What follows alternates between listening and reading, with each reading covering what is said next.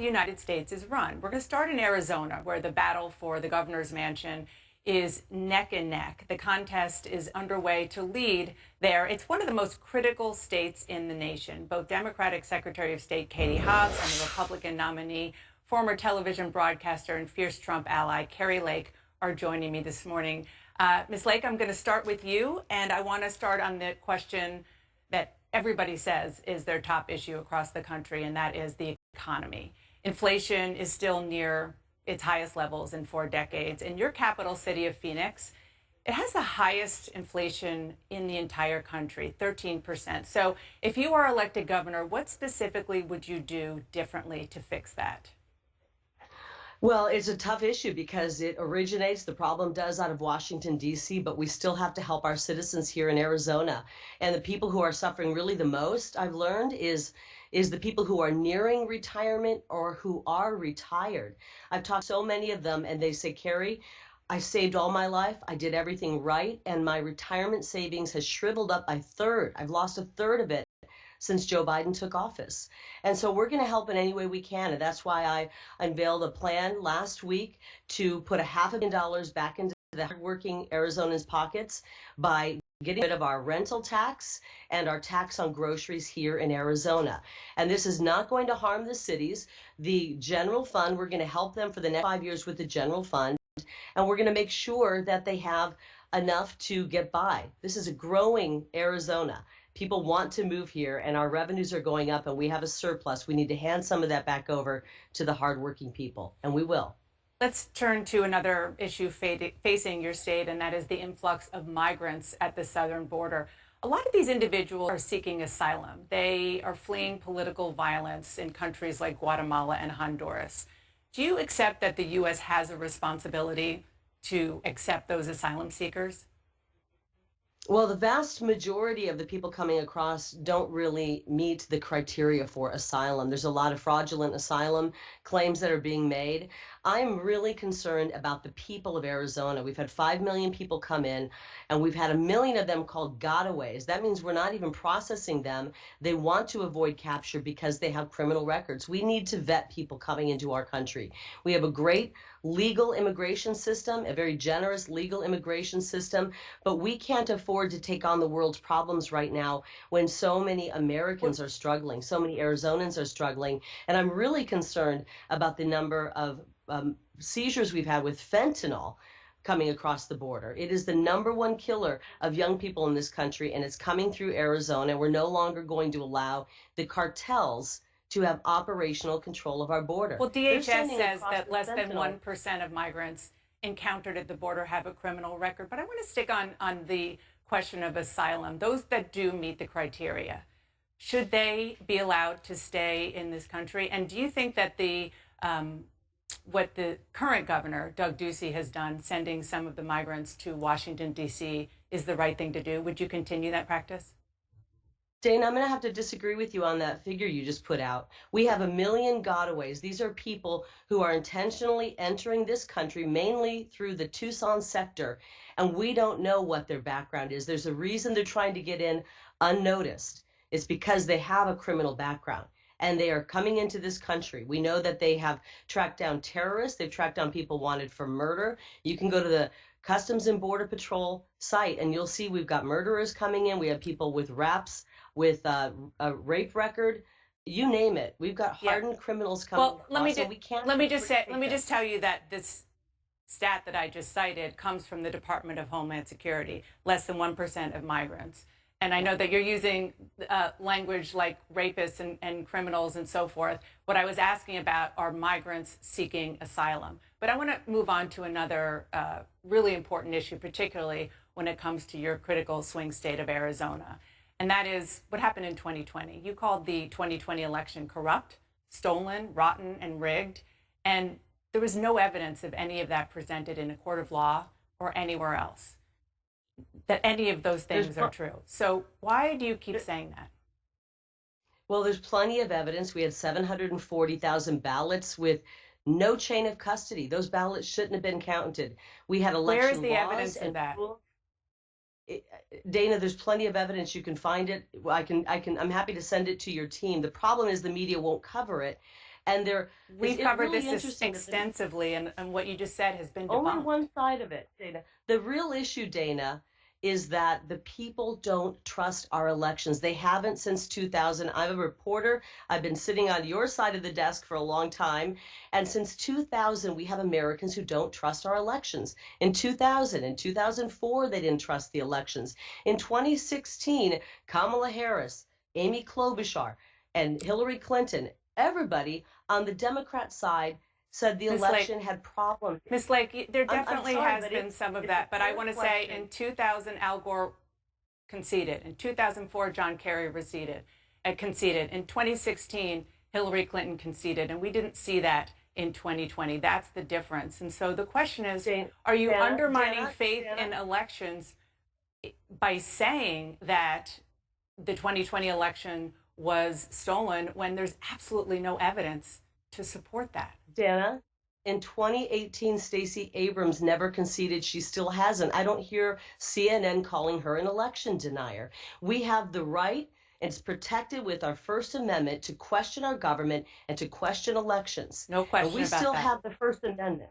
Yep. We still have the First Amendment. And when you start seeing the media cancel people for questioning their government, then that's when we have a problem. I totally agree about the First Amendment. You and I are benefiting from the First Amendment as we speak. So I couldn't agree with you more on that. I want to play for you something that President Trump's own top officials, they're the ones who investigated all of this. Again, these are President Trump's top officials at the Justice Department.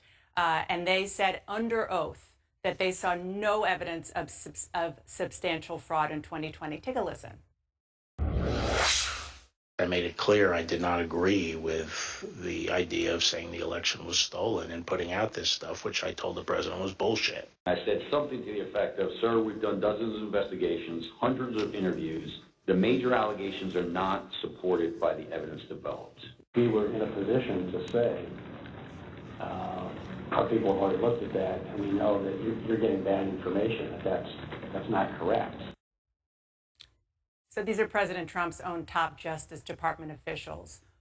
Why not believe them? I'm looking at what's happening in Maricopa County. And you know what? Let's look at the 2022 election of August 2nd, where 1 hour into Election Day, because of my opponent, Katie Hobbs' incompetence, we ran out of ballots 1 hour into Election Day in one of our largest counties, Pinal County. That did happen, and the county officials there apologized. Only Republican ballots. I'm going to push back on things that didn't happen. That did happen, and the county officials apologized. But I want to ask about the 2020 elections. An apology doesn't bring somebody's vote back. All I'm saying is we need to restore honesty and integrity and transparency to our elections. But isn't apologizing doing just that? You're right, it doesn't bring votes back, but at least that is transparent. That is transparent. So if leaders like you and President Trump are saying that the election was stolen, aren't you participating, contributing, even causing the idea of people thinking that the election is not safe and secure? No, we are going to make sure our elections are safe and secure for Democrats, independents, and Republicans alike. We want to know that our legal vote counted. We want to know the winner on election night. We don't want to be counting for 10 days. And we want everyone to know. But shouldn't count it? Don't you want your votes to be counted in 20? Don't you want your votes to be counted, no matter how long it takes in 2022 in November? Dana, I've been on the campaign trail for 503 days. I talked to moms and dads who are losing children because of fentanyl poisoning. I talked to retirees who can't afford gas and food. I talked to parents whose children are getting out of high school and can't read. We have serious problems. I totally agree. I totally agree, which is why the election denial. You want to have me on here, Dana. You want to have me on here and talk 2020 election, and you're the one who I would never bring this up, ever, had you not been bringing this up consistently on the campaign trail. Let's look forward then. Will you accept the results of the election in your election? Will you accept the results? Talk about the issues. I came on here thinking we were going to talk about the issues facing Arizonans right now. We did. And you've spent the entirety of this time talking about 2020. I think you're stuck on 2020. I really do. I have interviewed many Republicans and haven't even mentioned it. I only did with you because this is a big thing that you are running on. let's look ahead. Jana, and let's talk about Jana. the 2022 election. Will you accept the results of your election, Ms. Lake? I'm running against a twice convicted racist who cost the state taxpayers $3 million because of her hatred for people of color. She paid a woman of color in her office $30,000 less than men doing the same job. Last week, we learned she held a slave auction, a mock slave auction in high school. We saw her running from a black reporter, hiding in the bathroom from him. I'm not going to lose this election because I'm going to talk to Katie Hobbs. I'm going to talk to Katie Hobbs right after we're done. Arizona will never elect a racist like Katie Hobbs. My question is, will you accept the results of your election in November? I'm going to win the election and I will accept that result. If you lose, will you accept that? I'm going to win the election and I will accept that result because the people of Arizona will never support and vote for a coward like Katie Hobbs who won't show up on a debate stage. She's single-handedly destroying a 20-year tradition of gubernatorial debates because of her cowardice. So I know already, no momentum behind her. The polls are in our favor and we're going to win this election. I'm 100% confident of that. We have the ideas, common sense ideas that people want. And we're seeing Democrats pour over and vote for us right now. I've had many people reach out and say they're voting for us. So the Democrat Party is faltering. It's not the party of solutions. It's the party that has caused the problems that we're in right now. Kari Lake, I really appreciate you coming on with me.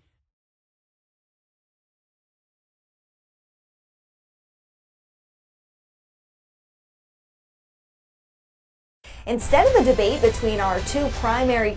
We are only 15 days away from the midterms, and despite trailing in recent polls, Arizona Democratic gubernatorial candidate Katie Hobbs is defending her decision not to get on the debate stage with her Republican opponent, Kari Lake. Look, if you recall, the GOP primary debate here in Arizona ended up on late night comedy television.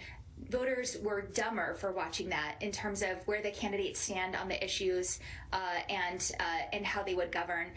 It's clear that Kari Lake is much more interested in creating a spectacle and having the spotlight than actually having a substantive discussion about the issue.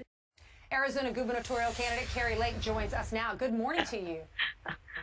Good morning, Ainsley. Good morning. She does not want to debate you. Right, go ahead. I feel dumber every time I hear her speak, to be honest. To be real honest, she can't even string a couple words together. She was asked a softball question a couple weeks ago, name one good thing about the Latino community, and she spent the entire minute and a half saying and ah and couldn't come up with one thing. So I think she knows why she won't debate. It would be like a birthday cake versus a chainsaw if she showed up. She's not the only one who's dodging. Compared to 2020, there were 17 debates in some of the most competitive Senate races. There were 5 big Senate races. There were 17 debates. There are only 7 in 2022. Why are they doing this? Did this start during the pandemic when we saw Joe Biden campaigning from the basement? Well, my opponent is certainly taking a page from his playbook. We're calling her Basement Hobbs. And I think that they realize that the American people are completely opposed to what the left is pushing. Their policies are dead-end, destructive policies that we've seen destroy states like California, Oregon, Washington, Illinois, New Hampshire, and I can go on and on and on. And we've seen these Democrat policies destroy our once great cities, New York, LA, San Francisco, Seattle, and they know that this is not what the people want. And so they hide and they put out bogus polls and make people think it's close. I can tell you it is not close. We drew 3,500 people to a rally and a concert that we had on Saturday night. Conversely, my opponent had her biggest campaign event of the season, and there were 15 people there. These polls are not close. We have a movement, and nothing's going to stop it. Real Clear Politics, which I like because it's an average of all the polls, has you ahead, 47.8%. Katie getting 46.2%. What are your issues? What are the issues that your constituents are really focused on, and how can you help these families? Well, we have the best policies. We've got common sense policies to solve some of these issues. Obviously, people are very concerned about the economy. Our people who are closing in on retirement, are retired, are watching as a third of their retirement savings has shriveled up under Joe Biden. We're watching as families can't afford to put food on the table. So that's a big issue. Our wide open border causing millions of people to pour across illegally, many of them guilty of crimes, and also the fentanyl crisis that's killing our young generation. That's a huge crisis.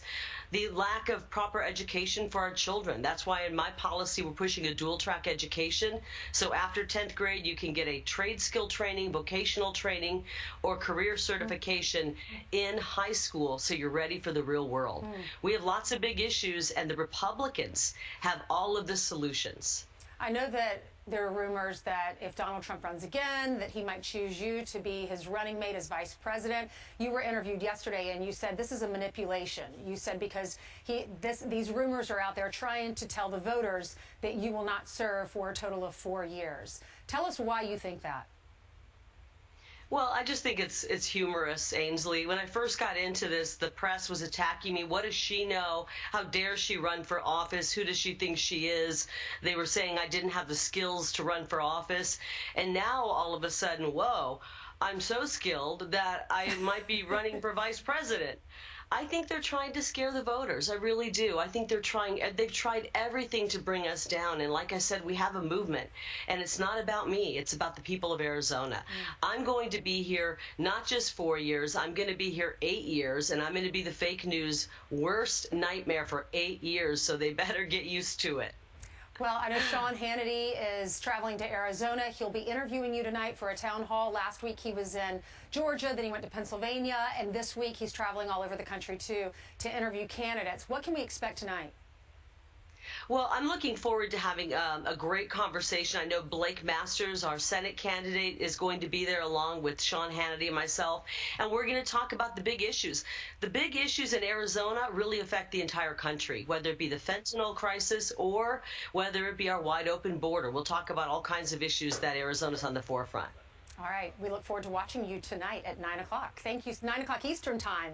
It's earlier your time. Thank you so much. Thank you, Ainsley. You're welcome. We wish you all the best. I'm Steve Ducey. I'm Brian Kilmeade. And I'm Ainsley Earhart. And click here.